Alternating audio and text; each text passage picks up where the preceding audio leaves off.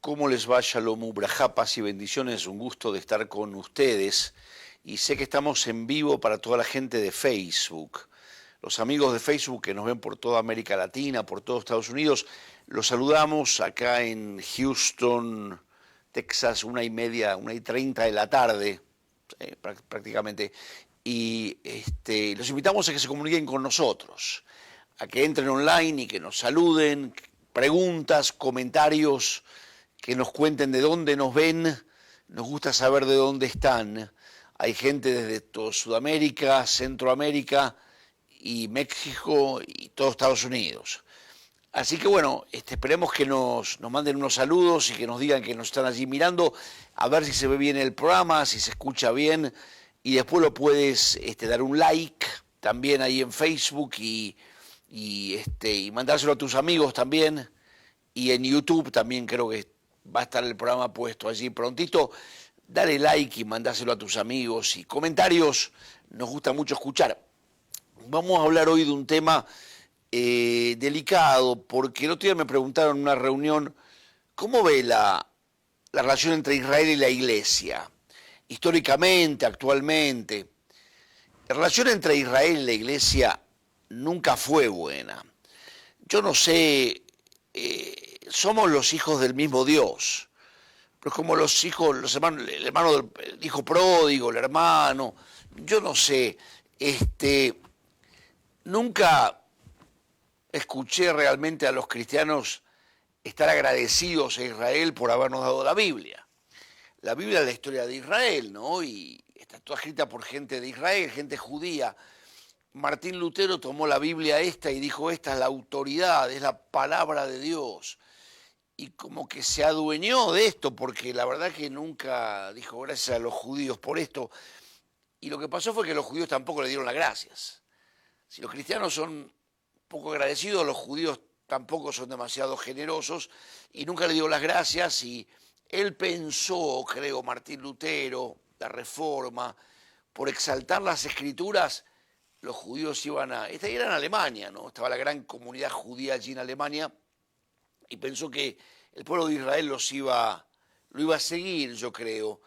El pueblo de Israel no iba a escuchar a un sacerdote católico excomulgado, eso era Martín Lutero, ¿no? Y no lo iban a escuchar, y después Martín Lutero al final de su vida se vuelve bien antisemita, habla cosas muy feas de los judíos.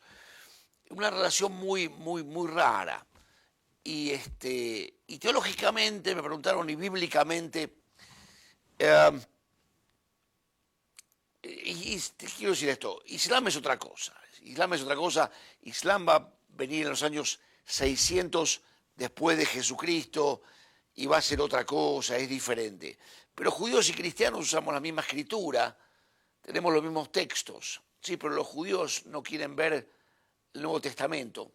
Bueno, yo no sé quién escribió esa página que dice Nuevo Testamento, pero sí, los judíos tienen problema con la deidad de Jesús, obviamente, y con ver a esto. Ahora está el movimiento mesiánico, que son judíos que reciben a Jesús como su Salvador, pero yo voy a las congregaciones mesiánicas y no hablan de Jesús. No están muy, sí, no sé, Yeshua, y que yo, en Israel, muchos muchachos y chicas judíos, obviamente israelíes, jóvenes, están recibiendo a Jesús como su Salvador, pero ellos no quieren ser parte de la iglesia. Somos de la fe, dicen, de Yeshua Mesías, hace 2000 años, de Jesús el Mesías, pero con la iglesia no tenemos nada que ver. Y hay una rivalidad allí. Yo creo que el corazón del Señor se debe entristecer por ver a sus hijos que están peleando. Los judíos no quieren leer, en su gran mayoría, el Nuevo Testamento, pero el Nuevo Testamento, lo que llamas tú como Nuevo Testamento, vamos a decir esto claramente, los cristianos pueden traducir las Escrituras, pero no le pueden agregar, no pueden meter una página entre Malaquías y Mateo que dice Nuevo Testamento. La palabra Nuevo Testamento, Nuevo Pacto, viene de la última cena de Jesús, cuando levanta la copa y dice, esta copa es el Nuevo Pacto, es el Nuevo Testamento, la copa del Nuevo Testamento, dice. King James en inglés. Entonces sale el Nuevo Testamento, Nuevo Pacto. Pero los cristianos no pueden meter una página allí, no le pueden sacar la Biblia, tampoco le pueden agregar. Lo único que pueden hacer es traducirla, ¿sí? Y ahora hacen paráfrasis, que son traducciones bastante particulares, con el énfasis según lo que significa hoy en día. Son traducciones temporarias, ¿sí? No son lo que, según la cultura de hoy en día. Lo cierto es que hay muchos problemas entre los dos. Y hay una manera, también hay problema adentro de Israel, quiero decir esto, porque hay una manera en que la sinagoga ve las escrituras y hay una manera en la que los eruditos ven las escrituras. Yo estuve en Israel, estudié en la Universidad de Hebrea y allá no son rabinos, no es una sinagoga, es una universidad. Pero en la Universidad de Hebrea enseñan historia de Israel y por supuesto que se enseña toda la historia bíblica. Y la manera de verlo es diferente, los eruditos, los estudiosos. Pero hay algo muy interesante. Tomé un curso que se llamaba Período del Segundo Templo, Período del Primer Templo, Período del Segundo Templo. Y es muy interesante porque si bien los judíos, los rabinos, nunca quisieron estudiar, mirar lo que llamamos como el Nuevo Testamento, los eruditos de la universidad sí, los estudiosos, no los religiosos, sino los maestros, los scholars, los académicos, la palabra. Y entonces, lo interesante es esto, el mundo académico en Israel estudia la historia bíblica, pero van a definirla de una manera muy interesante. No sé si estamos teniendo problemas, pero lo van a definir la historia académica muy parecido, hemos hablado de esto varias veces, pero a Mateo capítulo 1. El mundo académico, los profesores de la Universidad de Hebrea, son grandes estudiosos, son muy buenos, conocedores de arqueología, conocedores de la historia, del mejor nivel que yo he visto en mi vida. La Universidad de Hebrea en Jerusalén. La Universidad de Hebrea fue formada antes que naciera Israel, cuando nació Israel, después de la Segunda Guerra Mundial. Y fue justamente Einstein que fue a Jerusalén y con un grupo de estudiosos formaron en Jerusalén. Jerusalén era parte de Jordania, ¿sí? Pero había un lugar allí independiente y formaron ahí en el monte Scopus, el norte de Jerusalén, la Universidad de Hebrea. Einstein fue uno de los fundadores y otros académicos. ¿Qué querían ellos? No querían religión, no eran judíos religiosos. El judío religioso reza y tiene los salmos y los repite y tiene su creencia. Ellos no, ellos querían una Israel moderna, intelectual, académica. Pero académica que pudiera ver las cosas desde un punto de vista académico, no sobrenatural, sino intelectual. Y fue muy interesante. Einstein era un físico, no era un historiador, pero Einstein con otras personas forman la Universidad de Hebrea allí en Jerusalén. Y empiezan a surgir Flusser y otros profesores de historia. Flusser era un profesor muy importante que hubo allí. Le decían Rabbi Flusser, no era rabino, y él no quería ser rabino. Él no administraba los sacramentos judíos, por así decirlo. Él no sé, los judíos no sirven Santa Cena, pero él no prendía las velas el Shabbat, él no partía el pan, levantaba la copa y hacía la bendición. No era un religioso. En el Shabbat se levanta la copa de vino y se hace el Kiddush. Él no decía Kadish. Él no decía en el servicio, 2 veces en el servicio se suele decir la oración por los fúnebres, por los muertos. El que está en tiempo del duelo va a la sinagoga. Él no era un rabino, él era un estudioso. El rabino hace todas esas cosas. El rabino va a hacer el kiddush, va a hacer la bendición del pan, de las velas, va a hacer el kadish, la oración fúnebre, los sacramentos, lo que cree el judío. No, ellos eran estudiosos. El estudioso es un científico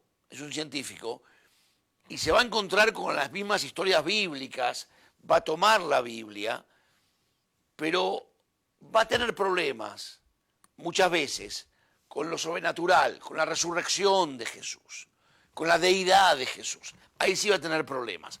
Pero fíjense cómo estudian la historia hasta el día de hoy en Israel. Estamos hablando de este programa de la iglesia y de Israel. Está la iglesia, como tú la conoces, está el Israel religioso, que es el movimiento ortodoxo, conservador y reformista. ¿Sí? Después lo vamos a definir si hace falta. Bien, pero religioso. Y está el movimiento académico de Israel. Los profesores de historia, profesores de arqueología, la gente que estudia todo esto. Y fue muy interesante que yo no creo que fue el propósito de ellos, pero ¿cómo enseñan ellos la historia de Israel? La enseñan bien parecido a lo que es Mateo 1. En la iglesia no se estudia así la historia de Israel, ni de la iglesia. En la iglesia se estudia Antiguo Testamento, Nuevo Testamento. Y entonces van a hablar los cristianos del Nuevo Testamento y ellos van a decir, los académicos, ellos van a ser los primeros, ¿no? Que van a empezar a desafiar. Entonces dicen, ¿quién escribió esa página que dice Nuevo Testamento? ¿Quién la metió ahí después de Malaquías y antes de Mateo? Ellos van a decir, esta página no es de Israel, no es de los profetas de Israel. No es una página tampoco que la hayan escrito los apóstoles de la iglesia. Esta es una división arbitraria que la mayoría cree que se hizo en el Concilio de Nicea. En el Concilio de Nicea se puso esa página ahí para separar. El Concilio de Nicea es el año 325. Constantino, el emperador romano, adopta la fe cristiana. Tiene una visión. Y entonces Constantino llama en el 325, creo que es en el 320, la conversión de Constantino, 325, creo, 35. Constantino llama a los cristianos a un lugar llamado Nicea y hace el primer concilio cristiano. Hasta ese momento, quienes eran los cristianos eran los sobrevivientes de la persecución romana. Eran tirados a los leones, era una época muy difícil. Eran judíos y había prosélitos. El evangelio empieza a correr y por todo el mundo, y eran que creían, ya había muchos conversos para el año 325, y Constantino lo llama a Nicea, y Constantino lo llama a Nicea porque él mismo vio una cruz y escuchó, vio un escrito, no se sabe bien, dice, por este símbolo triunfarás. Al otro día hay una batalla, la batalla del puente de Milvia, fuera de Roma. Constantino se convierte en el emperador romano y Constantino se hace cristiano, aparentemente. Era un soldado, era pagano, pero quería saber, obviamente quería saber y entender, y por eso llama a los cristianos de aquella época a la ciudad de Nicea, ahí en la costa, una ciudad hermosa, ahí en el Medio Oriente, Turquía hoy en día, los llama y les empieza a preguntar quién era Jesús. Eso es un gran mérito, Constantino. Muchos, sobre todo los cristianos que van a conversiones mesiánicas, están enojados con Constantino. Dice, ¿qué es eso de cambiar el sábado al domingo? Constantino no cambió el sábado al domingo, no es el día sábado. El sábado es el día de descanso siempre y sigue siéndolo. El domingo es el día de la resurrección de Jesús, siempre y sigue siéndolo. Pero Constantino, mire que un emperador romano llame a pobres cristianos sobrevivientes de la persecución grande que hubo en la iglesia, es un gran mérito. Y los llama y le pregunta, ¿quién fue Jesús? Y empiezan a debatir si era un gran maestro, si era Ario, viene que era un gran maestro, que tenía más del espíritu que el resto, Atanasio, no, él era 100% hombre, pero 100% Dios al mismo tiempo, eso prevalece. Y en Nicea van a ser el orden de los libros que tenemos acá en la Biblia. El canon se llama, el orden de los libros. Y seguramente en Nicea ponen esa página del Nuevo Testamento allí, que es un error porque los cristianos no pueden agregarle páginas a la Biblia. Bueno, pero la copa, ok, los judíos nunca quisieron saber nada de esto. Hay una costumbre muy fuerte y muy fea en el pueblo judío. Si alguien se volvía cristiano en un pueblo en Europa, lo que hacían, la manera de castigarlo, no podían crucificarlo, la manera de castigarlo, bien feo, era que en el pueblo nadie le hablaba, nadie le dirige la palabra, nadie hace comercio con él, nadie le habla, está muerto, se lo ignora completamente. Al final la persona tiene que alejarse. Es una manera muy fea, es una costumbre muy fea que hay en el judaísmo, que es la manera que los judíos siempre han adoptado con los cristianos. No de hablar y de tratar de entenderse, no, no, no, no, no. Ignorarlos completamente, no hablarles, no existen. Y se usa a veces en familias judías, se pelean con uno y no se hablan entre los hermanos, está muerto, cosas así, muy fea. Los judíos, los rabinos, nunca quisieron ver nada de Jesús. En el Nuevo Testamento los cristianos meten esa página. Pero hoy en día, hace ya algunos años, los eruditos, los estudiosos, sobre todo en Israel, en Nueva York también, en otros lugares, pero en Israel, la Universidad Hebrea, empiezan a estudiar la historia de Israel. El problema con los estudiosos es que por un lado tienen problema con lo sobrenatural, con los milagros, con la deidad de Jesús. Por un lado tienen ese problema. Por otro lado, van a ser bien reales en lo que pasó. Son científicos, son historiadores, no son fantasiosos. No tienen fantasías religiosas, sino que van a ver lo que pasó. Y la manera en que estudian la historia de Israel es bien interesante. Y tiene que ver con Mateo capítulo 1. Mateo capítulo 1, yo tengo atrás mío un cuadro, ahora lo vamos a explicar, lo hemos visto hace tiempo que no lo usamos, pero Mateo capítulo 1 empieza, el Nuevo Testamento, empieza con las genealogías de Jesús. ¿Sí? Y Mateo 1 va todo desde Abraham, ¿no?, hasta Jesús. Desde Abraham hasta Jesús, todas las genealogías. Y después Mateo 1:17 va a decir de manera tal que, ¿sí?, esto es el texto, 1:17. Desde Abraham, este punto en la raya de la historia es Abraham, desde Abraham hasta David, ¿sí?, todos estos años, ¿sí?, bueno, habían 14 generaciones. Generaciones de Abraham, formación de Israel. Seguime un poquitito, vamos a verlo un poquito más profundidad que siempre. Desde Abraham hasta David, 14 generaciones, la formación de Israel o generaciones de Abraham. Desde David, Mateo dice esto, ¿sí? En la primera página del Nuevo Testamento, los cristianos estamos todos de acuerdo en esto. Desde David hasta Babilonia, acá dice David, acá no dice Babilonia, acá dice Daniel. Yo lo puse eso. ¿Por qué? Desde David hasta Babilonia, 14 generaciones. ¿Por qué no ponen Daniel? ¿Por qué ponen Babilonia?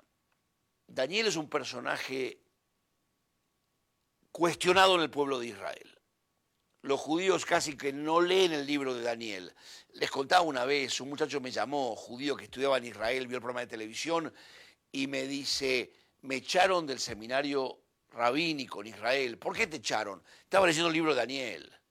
Y dice que lo encontró, lo puso en su mochila y estaba leyendo ahí.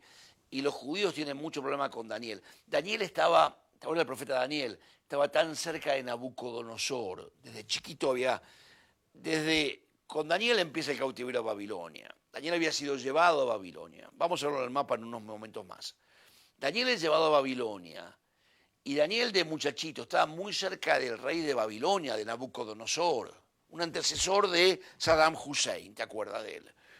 Y Daniel va a estar tan cerca de Nabucodonosor que muchos judíos van a decir se asimiló, perdió su identidad judía. Daniel no es realmente, no se habla muy duro tampoco, pero no se habla muy bien de Daniel. Y la mayoría de los judíos no leen el libro de Daniel. Porque Daniel como que se hizo babilónico, se asimiló. Mientras todos los judíos estaban siendo perseguidos, fueron llevados a Babilonia en este momento, después de las 14 generaciones de David. Daniel es llevado a Babilonia también, pero es un muchachito y le interpreta el sueño al rey. Y el rey lo pone como primer ministro. Y Daniel está tan metido toda su vida, era un muchachito y ahora toda su vida está tan metido en la cúpula gubernamental de Babilonia, con el rey de Babilonia, está tan involucrado que dicen Daniel no es realmente un judío perseguido, Daniel es un asimilado. No se dice muy fuerte esto, pero está la creencia. Entonces el mismo Mateo va a decir de Abraham, lo menciona Abraham, hasta David, 14 generaciones, de David hasta Babilonia, es Babilonia. Yo le pongo Daniel, porque el cautiverio babilónico empieza con la primera deportación, que es de Daniel. Daniel fue deportado. Nabucodonosor. Vamos a ver, Marvin, ¿podemos ver un minutito el mapa para explicarlo un poquito mejor? Ahora volvemos a este cuadro, ¿sí? Fíjate, acá está Israel, esto es Babilonia, hoy en día es Irak, Persia, Irán. ¿Sí? Conoces muy bien ya este mapa. Y Nabucodonosor va la primera vez y se lo llevan a Daniel, acá. Y Daniel en Babilonia, la ciudad de Babilonia queda acá, más bien al sur. De acá era Abraham. Y Daniel va a vivir en Babilonia. Y Daniel va a estar muy metido en los asuntos de Babilonia. Imagínate, de chiquito, nomás, el rey tiene un sueño, dice que se le olvidó el sueño. La primera deportación vino nada más, van a haber 3 deportaciones, va a venir 3 veces Nabucodonosor. La primera deportación y enseguida Daniel llega, su muchacho judío de Jerusalén, posiblemente de la familia de David, porque dice que Nabucodonosor se llevaba a los mejores muchachos. Y Daniel está allá en Babilonia, pero Daniel tenía un espíritu muy, muy agudo, ¿no? Muy, muy hermoso. Y el rey tiene un sueño, se olvida el sueño, Daniel se mete en su habitación, recibe el sueño de parte. El rey se dice que se le olvidó el sueño, que le digan el sueño y la interpretación. Bien difícil se las puso.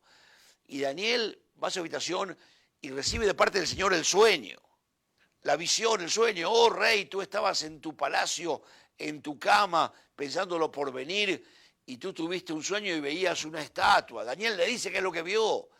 Nabucodonosor dice la estatua de 4 elementos, y el Señor te ha mostrado los 4 reinos por venir. 4 elementos, ¿no? Oro, plata, bronce, barro molido. Y el Señor te ha mostrado los reinos por venir. Y ahora bueno, fue tan impresionado Nabucodonosor que lo pone a Daniel, lo saca del grupo de esclavos extraditados, ¿sí? Y lo pone con él al lado ahí. Y Daniel el resto de su vida va a estar en el palacio tremendamente. Y aunque los babilónicos van a saber que él es judío, de los expulsados de Judá, él va a estar en el palacio. Y los judíos nunca lo hemos visto a Daniel como realmente parte de Israel, aunque sí, pero no. Y entonces vamos de vuelta al cuadro.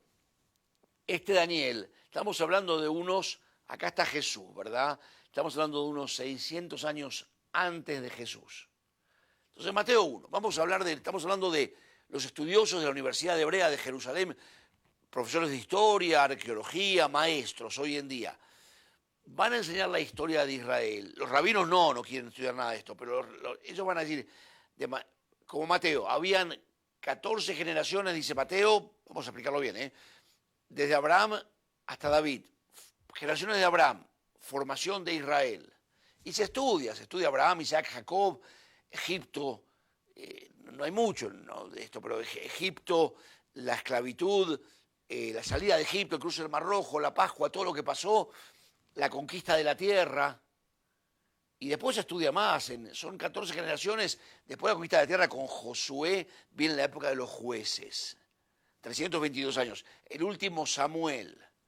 Y se estudia la vida de Samuel, es formación de Israel, Samuel. Y después de Samuel pone por primer rey a Saúl, que no es una época muy buena, Saúl se equivoca en muchas cosas, y después David. Ahí están las 14 generaciones. Tomás un curso en Israel y vas a verlo con historia, igual que en el seminario de tu iglesia, o donde estudies tú, ¿no? Nos ve mucha gente judía también. Y se va a estudiar todo esto. Y hay mucho para estudiar, el cruce del Mar Rojo, la conquista de la tierra, el evento en el monte Sinaí, alrededor del monte Sinaí, cuando nace Israel. Es muy interesante. Los judíos mesiánicos vamos a estudiar esto, el monte Sinaí, el cruce del Mar Rojo, y vamos a ver que en la misma fecha Jesús va a ir a la cruz, ¿sí? Entonces es muy interesante, los rabinos no quieren estudiar para nada todo esto, entre la relación entre Moisés y el Éxodo con la crucifixión de Jesús, pero son las mismas fechas. En la Universidad Hebrea los maestros no se van a meter en eso, porque no se meten en creencia religiosa, pero van a estudiar muy bien la arqueología de todo este periodo. Hasta David. Y después se va a estudiar de David hasta Babilonia, ¿Qué es de David a Babilonia? De David a Babilonia se llama esto, que Mateo no lo nombra, porque Mateo está escribiendo, todavía están acá, cuando Mateo escribe, todavía es esta historia, pero desde David hasta Babilonia, esto se va a llamar como periodo del primer templo. Y es correcto estudiarlo así. Y los rabinos no quieren estudiar mucho el periodo del primer templo, es una cosa científica de los maestros de Israel.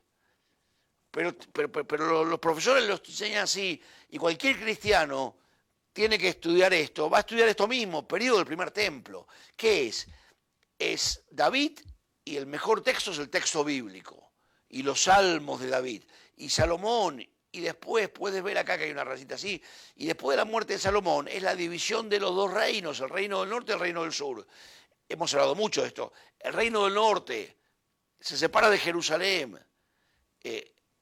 ¿Por qué? Y por el oro que había puesto Salomón en Jerusalén y todo, y todas las cosas, hay una revolución en el periodo del primer templo. El templo está en Jerusalén, el norte se separa y el norte pone 2 becerros de oro allí. Y vayan al becerro que les quede más cerca. Ponen por rey del norte a uno que fue un siervo de Salomón. En el sur sí, Roboam, que es el hijo de Salomón, nieto de David. En el sur sigue Jerusalén. ¿Qué va a hacer el Señor? Siempre hablamos. Tienes que estudiar. Muchos hermanos de la iglesia, yo hablo de esto y no saben de qué hablo. Hay que estudiar el periodo del primer templo. Así se llama y está bien. Los rabinos nunca lo llamaron así. Los eruditos de Jerusalén, los estudiosos, los maestros, bueno, hay maestros en la sinagoga también. Los académicos es la palabra. En Israel le pusieron periodo del primer templo. Tkufat Beit HaMikdash Rishon, periodo del primer templo. Está el templo, es el templo de David que lo construyó Salomón. Y hay una revolución, pero es el periodo del primer templo. Porque ¿cómo lo vemos los cristianos a esto? Y los cristianos nos ponemos a estudiar que aparece Elías y Eliseo. Y estudiamos la vida de Elías, que hizo bajar fuego del cielo. ¿Pero por qué? Si no lo estudias como periodo del primer templo, no lo entiendes. Elías es mandado al norte y hace bajar fuego del cielo y todo para que el norte rompa los becerros de oro y se unan a Jerusalén. Y entonces es una época compleja. Vamos a tener una pausa enseguida, vamos a seguir hablando de esto, ¿no? Escríbanos en la pausa, de dónde nos miras y mándanos saludos. Pero Elías, ves acá, Elías y después viene Eliseo. La función de ellos es limpiar el reino del norte. Marvin, me dices tú cuando vamos a la pausa, ¿sí? A los 28, ya unos segunditos. Ahora volvemos de la pausa. Si no entiendes algo, si está complicado, ya, pastor, me perdí en esto, y lo explicamos un poquito mejor. Ahora seguimos, estamos hablando de Israel, de la iglesia y la universidad hebrea. Que el Señor te bendiga. Ahora enseguida volvemos, Dios te bendiga.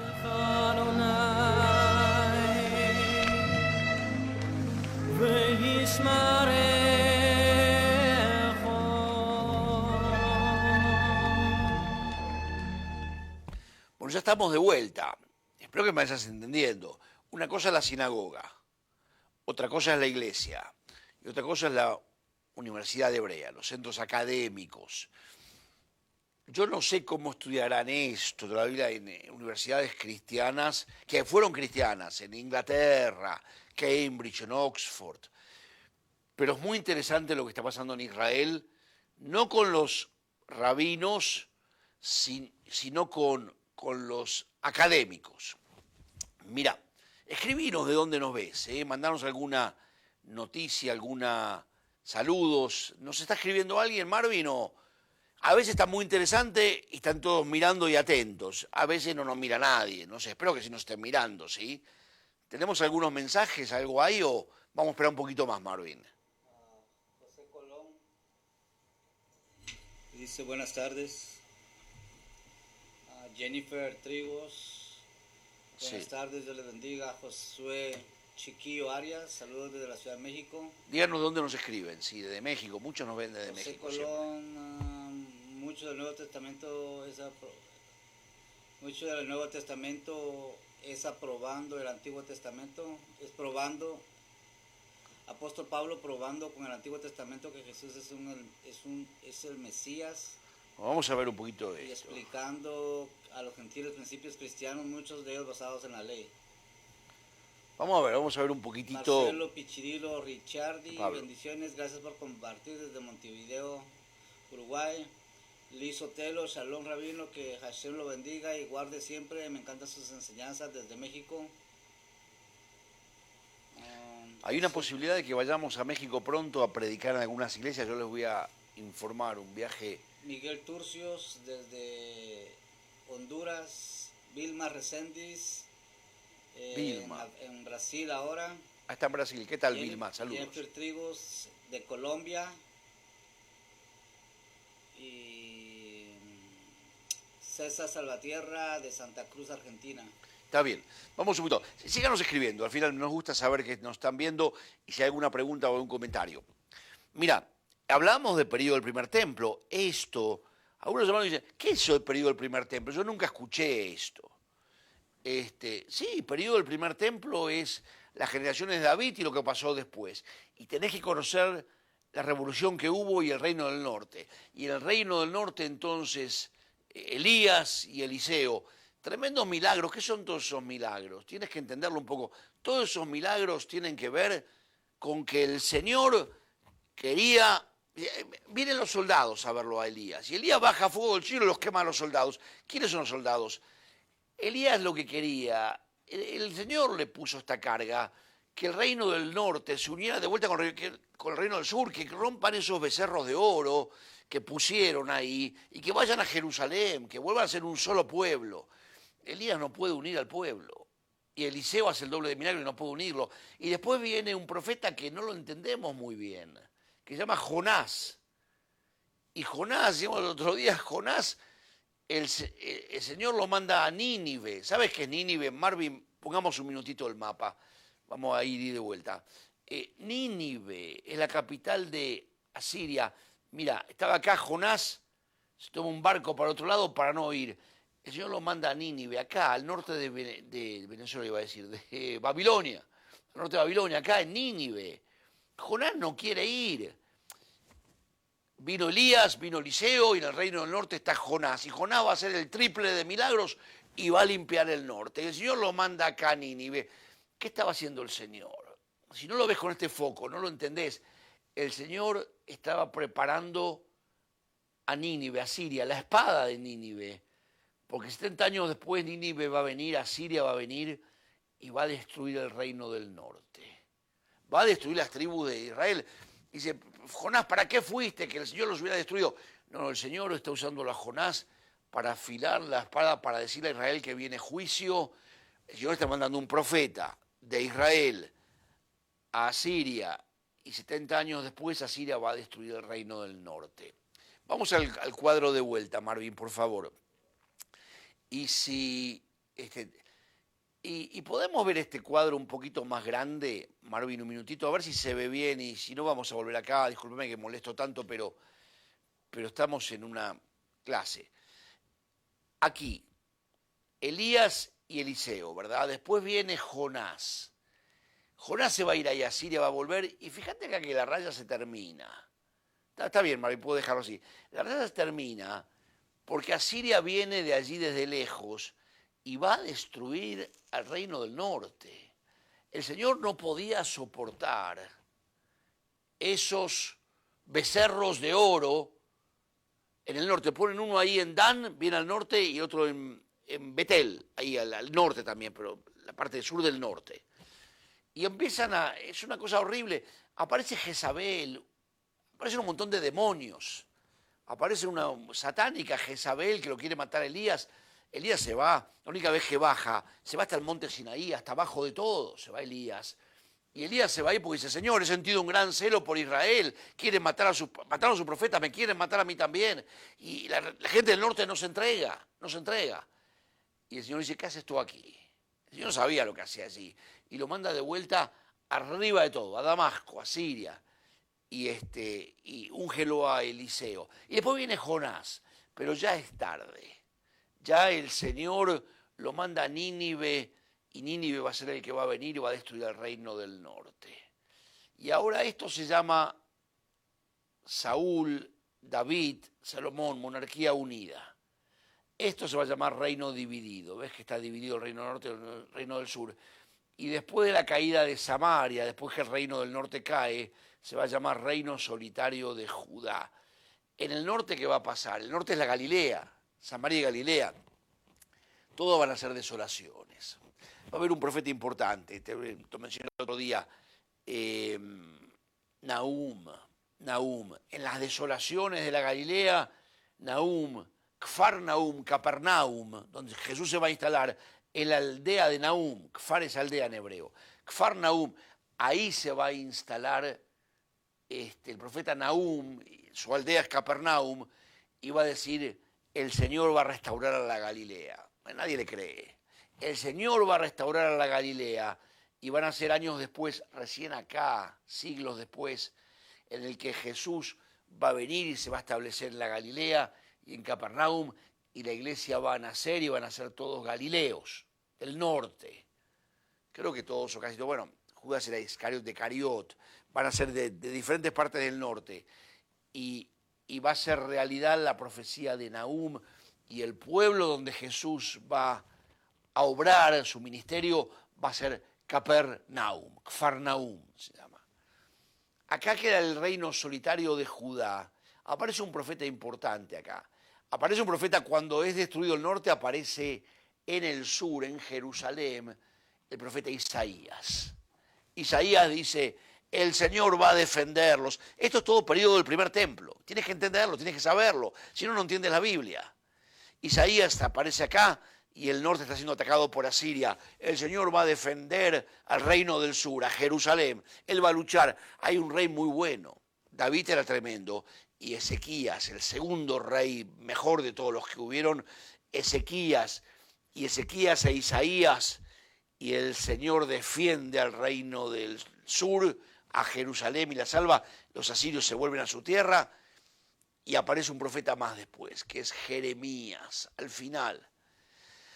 Jeremías dice, el Señor defendió a Jerusalén, pero saquen todos esos ídolos que puso Salomón y las mujeres de Salomón en el templo, si no va a ser destruida. Jerusalén nunca será destruida. Profeta falso Jeremías. No, Jerusalén sí va a ser destruida. Pero si el Señor nos defendió contra Siria, acá en días de Isaías, ha pasado el tiempo ya, dice, sí, pero el Señor no va a defender a Jerusalén si no sacan todos esos ídolos. Y al final viene Nabucodonosor de Babilonia, como vimos en el mapa la primera vez, acá, y se lo llevan a Daniel. Jeremías les había advertido. Y viene la segunda vez y se llevan a otros muchachos y va Ezequiel, la segunda deportación. Mira, acá lo vemos bien grande, ¿no? Pero fíjense, acá atrás mío Elías y Eliseo, y ahí está el reino del norte y el reino del sur. Y en el sur no lo hemos puesto acá, pero está Isaías. El profeta Isaías es en el sur cuando el norte está siendo atacado. Y después aparece Jeremías. Jeremías dice, el Señor va a juzgar a Jerusalén como juzgó al norte si siguen poniendo ídolos en el templo. Salomón y sus mujeres y todo lo que pasó. Y acá dice, no, profeta falso, viene Nabucodonosor y se lo llevan a Daniel. En la segunda deportación se lo llevan a Ezequiel. Y Nabucodonosor viene de allá de lejos, de Babilonia, y la tercera vez que viene destruye a Jerusalén, termina periodo del primer templo. ¿Me entiendes cómo se dio todo? Tienes que entender a los personajes. Y los personajes, ¿qué es Jeremías? Que Jeremías, los hermanos tocan versículos. Lo que dice Jeremías, Elías, Eliseo, lo sacan, bajan fuego del cielo, sí, pero ¿por qué?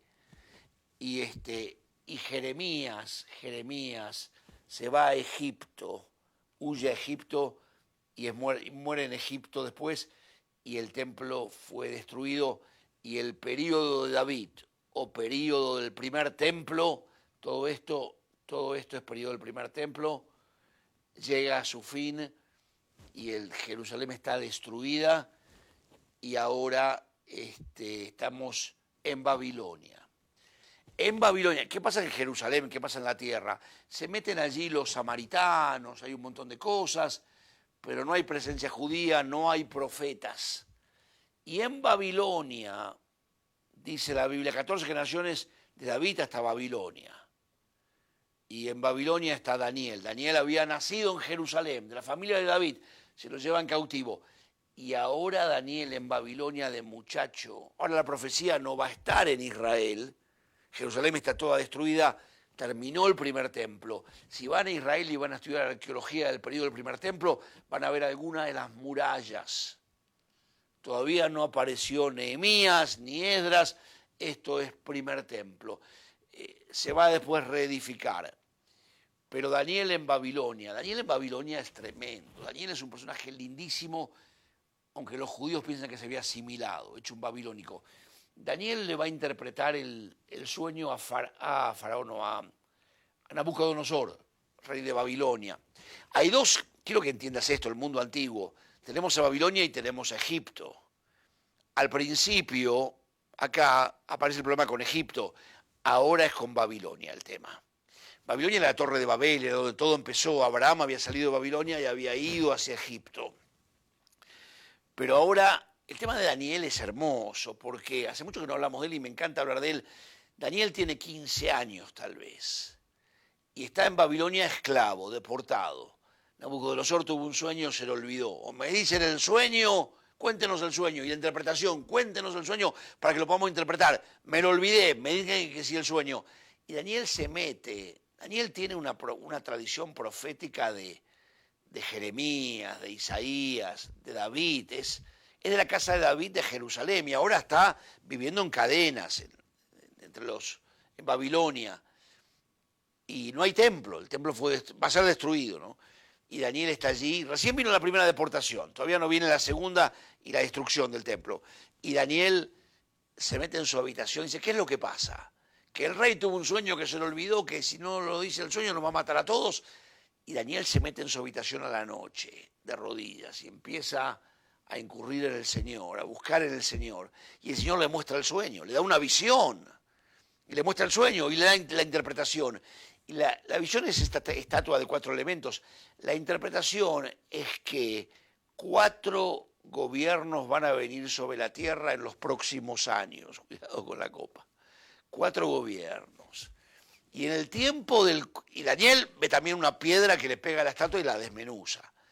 Y dice, en el tiempo del 4.º reino, en el tiempo del 4.º gobierno, el Dios de los cielos va a establecer su reino en la tierra, el cual nunca pasará. Y por esto tienen problemas los judíos, porque el reino que establece el Señor en la época de Roma es la iglesia. Entonces la iglesia es reino de Dios.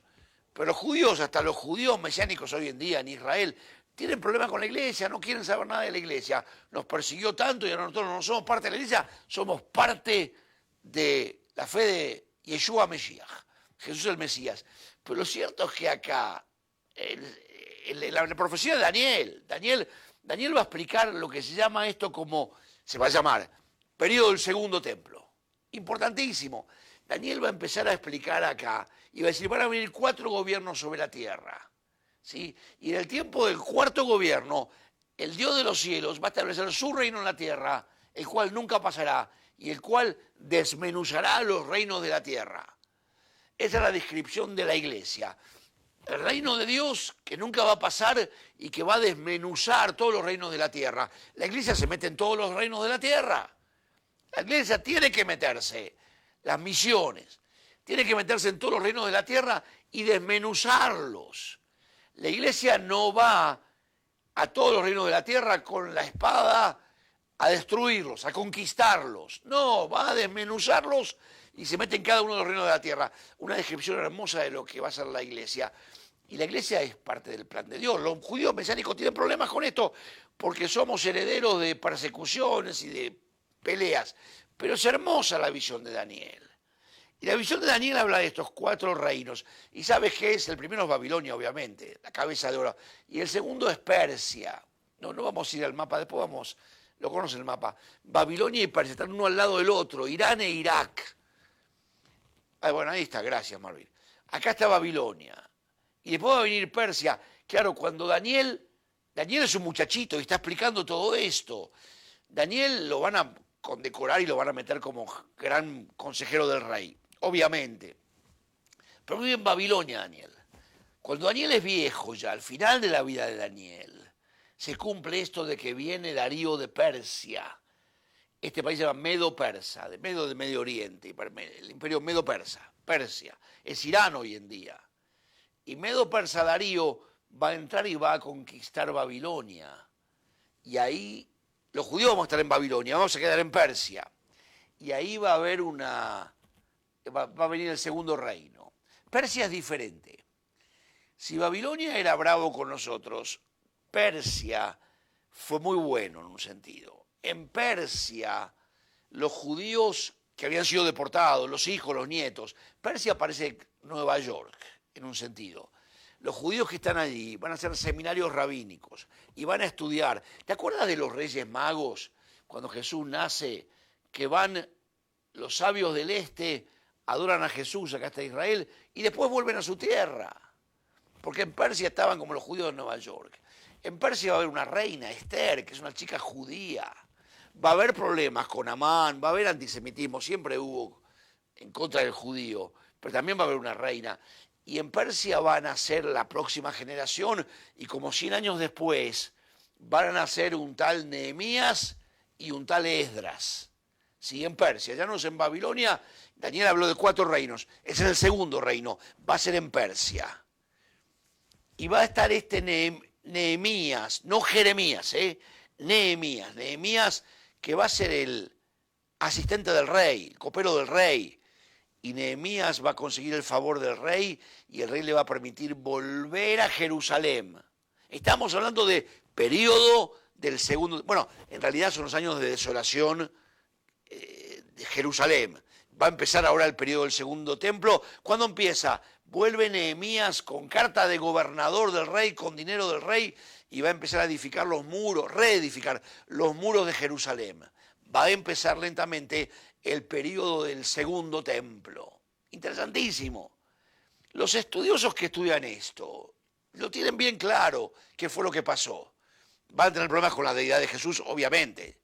Son profesores académicos, pero la historia la van a comprender bien. Y tú tienes que comprenderla también porque es lo que pasó. Daniel habla de 4 reinos y se va a hablar de arqueología del periodo persa. No hay mucho en Israel porque solo destruyeron el templo, pero del periodo persa sí.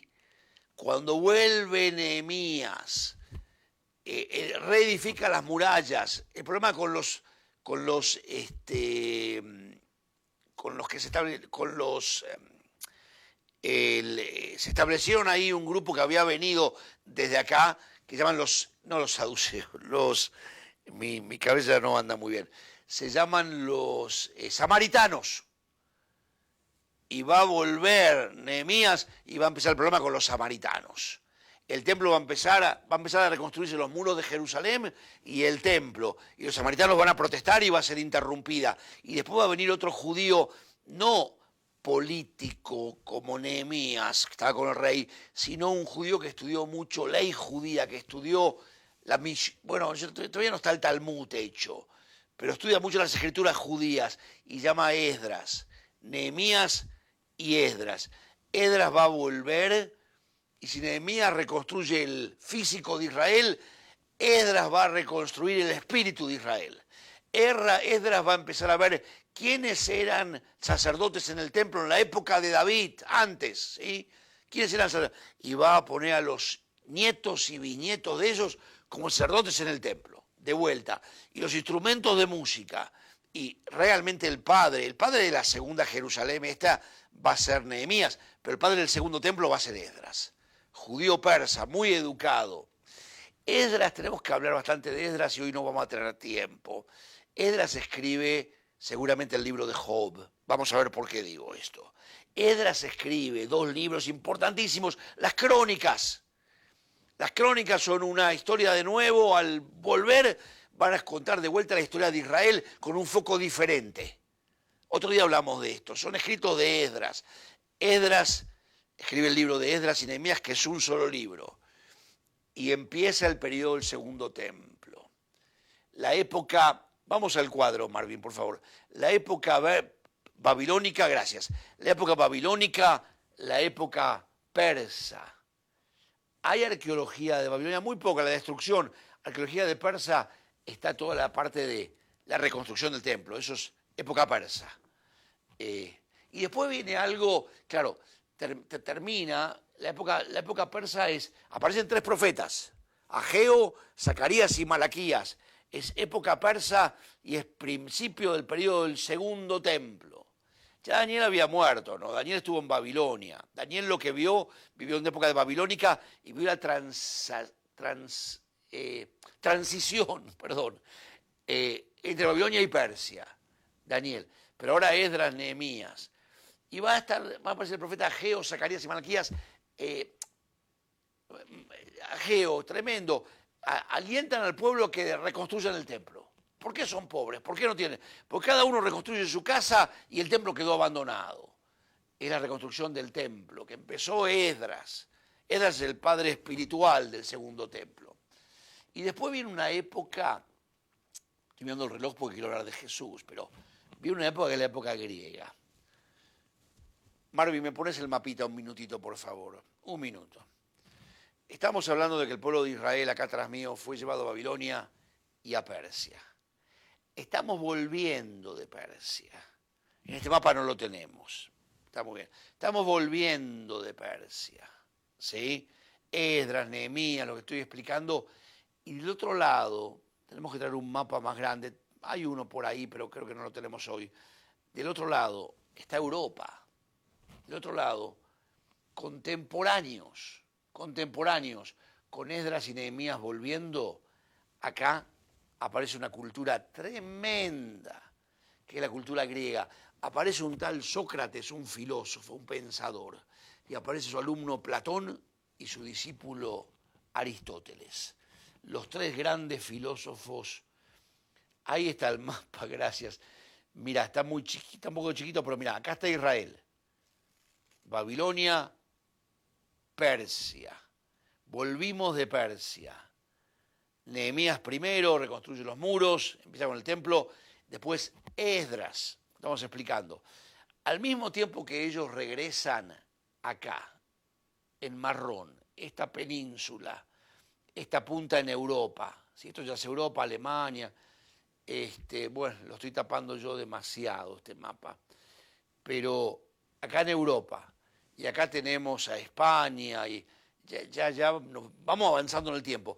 Pero la época griega es muy importante.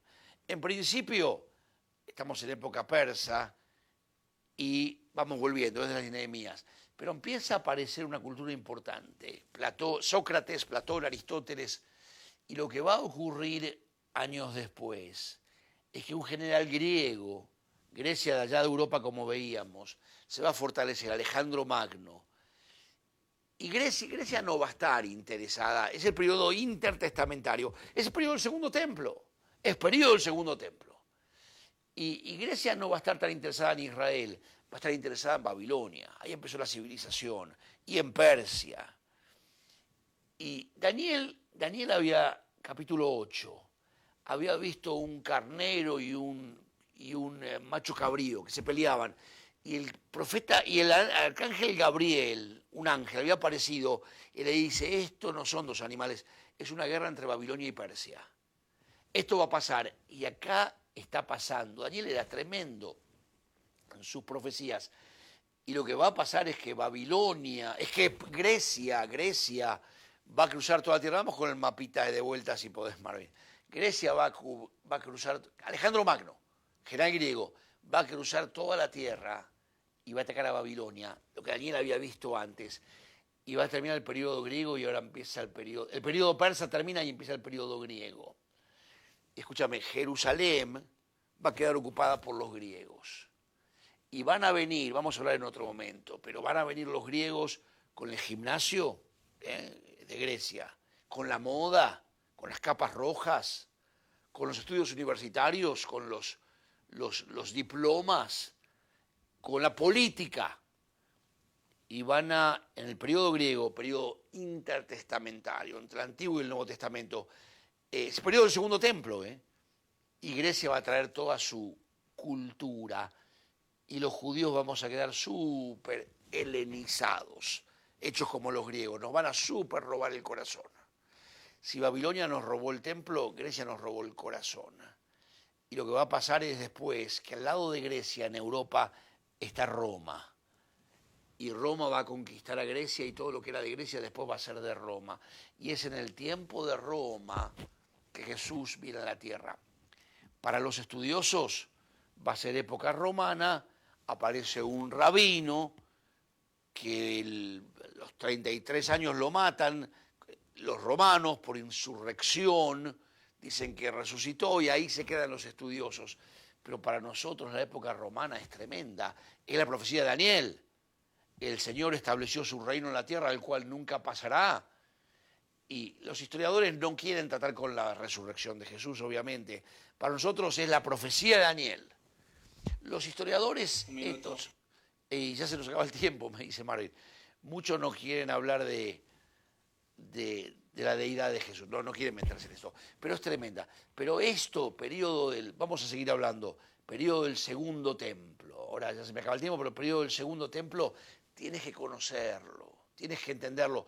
Todo el Evangelio, las cartas de Pablo, todo el Evangelio, todo son literatura del periodo del segundo templo, todo eso, y tienes que conocerlo, y es lo mismo, pero es otro foco. Nos vemos en la próxima. Mandame comentarios, preguntas, saludos. Y nos vemos en la próxima. Que el Señor te bendiga.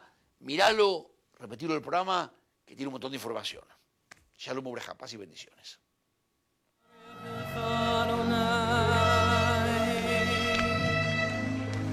Ve'yishma